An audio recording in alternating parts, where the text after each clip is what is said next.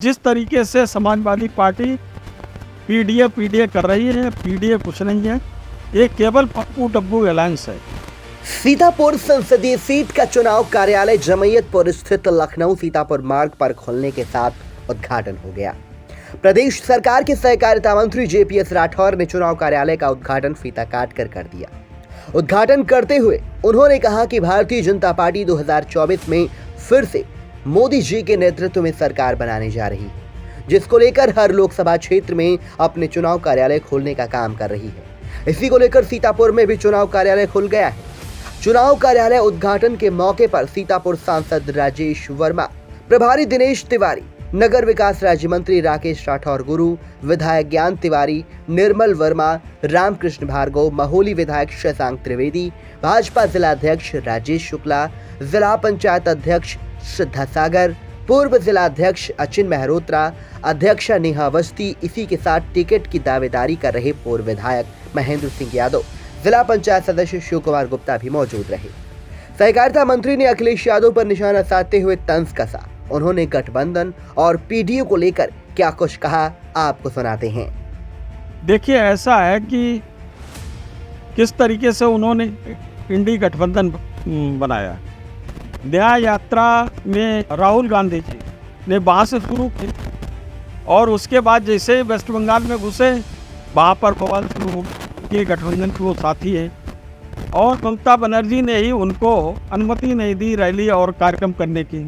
उसके बाद जब बिहार में घुसे तो बिहार में उनके गठबंधन के साथी नीतीश कुमार की सरकार की चली गई, और इसी प्रकार से जब अब यहाँ पर उत्तर प्रदेश में घुसेंगे तो यहाँ पर भी उठापटक मचना तय है।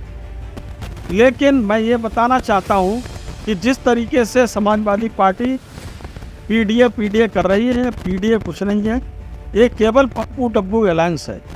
और इस अलायंस को हमने 2017 में देख लिया है कि किस तरीके से अलायंस फ्लॉप हुआ था। 2017 में भी अखिलेश राहुल गांधी जी ने इसी प्रकार से अलायंस किया था और अलायंस का बुरा हश्र हुआ था। केवल 47 सीट जीते थे उस समय समाजवादी पार्टी के। लगातार अरविंद सेठ केजरीवाल की सरकार अच्छी चली जाए, इनके मध्य पर दिल्ली के निर्वाचन। देखिए, ऐसा है कि केजरीवाल जी आम आदमी पार्टी के लोग, केजरीवाल कहते हो तो वो कट्टर ईमानदार। मुझको लगता है कि आम आदमी पार्टी के नेताओं से ज़्यादा कट्टर बेईमान देश में कोई नहीं। और जिस तरीके से वो सोचते हैं कि हम इतना ज्ञानी हैं, इतना तरीके से हम चोरी करेंगे कि कोई हमको पकड़ नहीं पाए। लेकिन हमारी एजेंसीज हैं, लगातार काम कर रही हैं। अगर किसी को इस पर शिकायत है तो न्यायालय में जाके अपनी बात को कहे, और ये प्रक्रिया चलती रहेगी।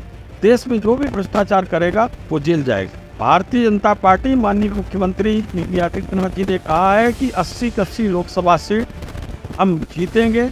और जिस तरीके से विपक्ष पूरी तरीके से फेल होता चला जा रहा है, जिस तरीके से उन्होंने गठबंधन बनाया और उसके बाद गठबंधन के साथियों से समाजवादी पार्टी के लोगों ने बात तक नहीं की और उन्होंने सीटों को डिक्लेयर कर दिया। कांग्रेस को उम्मीद थी लखीमपुर उनको मिल जाएगी सीट, कांग्रेस को उम्मीद थी कि फर्रुखाबाद उनको सीट मिल जाएगी, सलमान खुर्शीद को लड़ा लेंगे, लेकिन वहाँ पर भी इन्होंने अपने कैंडिडेट्स दे कर दिए। साथ ही साथ यहाँ तक कि उन्होंने अपने चचा का भी ध्यान नहीं रखा। चचा को उम्मीद थी कि हमको फिरोजाबाद की सीट मिल जाएगी, हमको मैनपुरी की सीट मिल जाएगी।